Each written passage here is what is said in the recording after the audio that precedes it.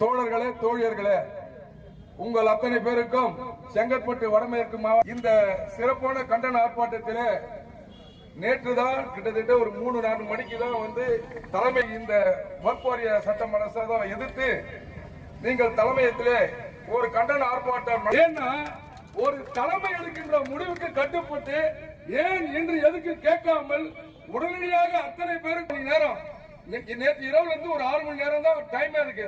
வெற்றி கூட்டமாக தெரியவில்லை. அந்த அளவிற்கு இந்த கூட்டத்தை நீங்கள் நிரம்பி இருக்கிறீர்கள். ஆகவே தோழர்களே, தோழர்களே, இது பெரிய விஷயம் அல்ல. அரசு 2 நாட்கள் முன்னாக ஒரு மசோதாவை அறிமுகப்படுத்தியிருக்கிறது. அந்த மசோதா என்ன மசோதா என்றால் வக்ஃப் திருத்த சட்ட மசோதா இருந்தோம்.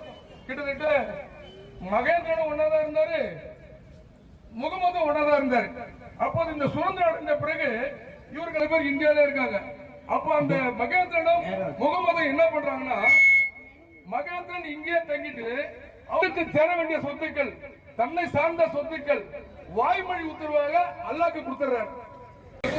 42 எம்பியை வைத்துக் கொண்டு ஆட்டம் போடுறாங்கன்னா இதை முஸ்லிம் கோர்ட்டுக்கு போக